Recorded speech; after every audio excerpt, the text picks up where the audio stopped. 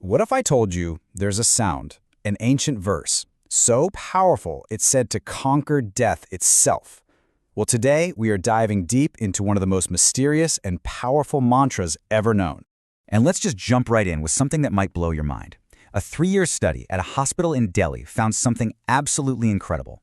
Coma patients, people with severe brain trauma, had a 25% higher survival rate when this one specific mantra was played for them.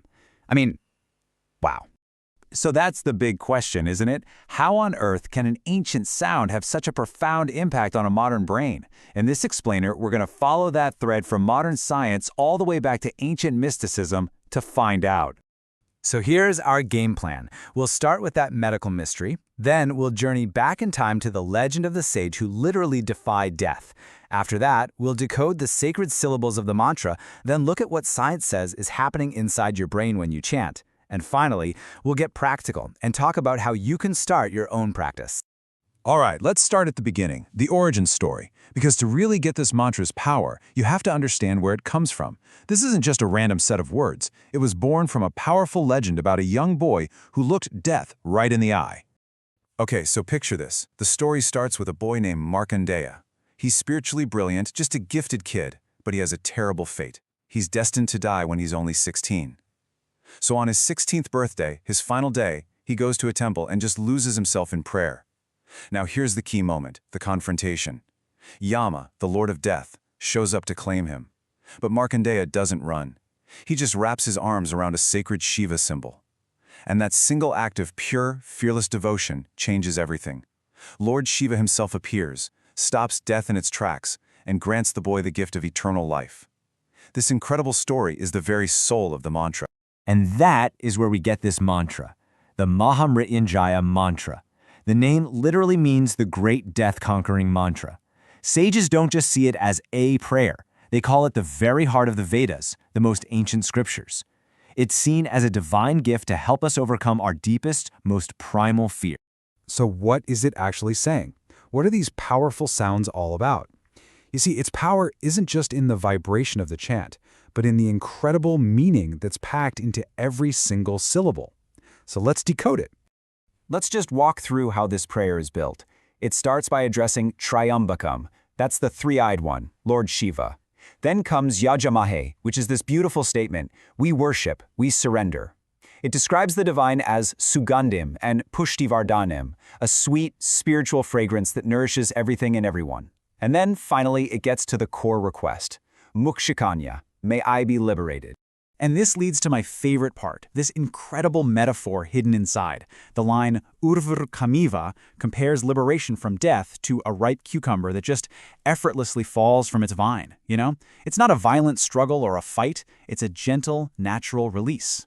It's about freedom not just from death, but from all the things that tie us down in life. So beautiful. Okay, so let's bring it all the way back to that hospital study. How does this ancient poetry connect to modern science? Well, the measurable physical effects these sounds have on our brains are pretty compelling. This is where it gets really fascinating.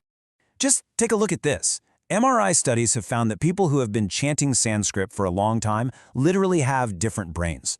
On average, we're talking 10% more gray matter. And their right hippocampus, which is key for memory and recognizing patterns, is also significantly larger.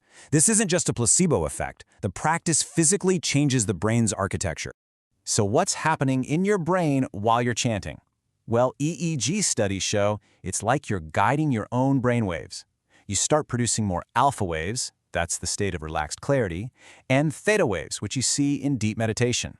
It even stimulates delta waves, the ones your brain uses for deep healing and restoration. You're literally tuning your brain to a healthier frequency. And what happens in the brain doesn't stay in the brain.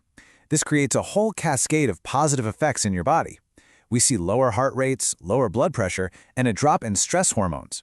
It's basically flipping the switch on your parasympathetic nervous system. That means you're going from fight or flight mode into rest and digest mode, all while your brain gets a nice little boost of feel-good chemicals like serotonin. It's a total system reset. So, we've gone through the legend and the science, which leads to the most important part. How can you actually bring this powerful tool into your own modern, probably very busy life? Well, here's a simple guide to get you started. But first, Before you even say a word, we have to talk about the feeling. There's this crucial idea called pav. It's the difference between just mechanically repeating words versus chanting with devotion. Think of it as a heartfelt offering, an expression of love and surrender. That intention, that feeling, that is what really unlocks the mantra's power. And the practice itself is wonderfully simple. First, just find a quiet spot. It's said the best time is before sunrise, during a special time called Brahma Muhurta, when spiritual energy is high. Then, sit comfortably, maybe facing east or north. Start with just 11 repetitions. That's it. Focus on the words, the feeling, and let the rhythm of the chant start to sync up with the rhythm of your breath. And the results really show up in the real world. You've got software engineers who report way better focus and efficiency at their jobs. Healthcare workers and caregivers have talked about tapping into this infinite reserve of energy that helps prevent burnout. But for everyone, it seems to build this core of emotional strength that just makes it easier to handle whatever life throws at you. And this quote from me just sums it all up so perfectly. Chant with the vow that your beloved Lord is listening to you. It reframes the whole thing. It's not a chore you have to do. It's an intimate conversation you get to have. That feeling of connection is where the real magic happens. And that leaves us with one final thought to chew on. What if the great death-conquering mantra isn't really about becoming immortal? What if its real purpose is to help us conquer our fear of death? Because by freeing us from that fear, it just might be teaching us how to truly, fully, and bravely live.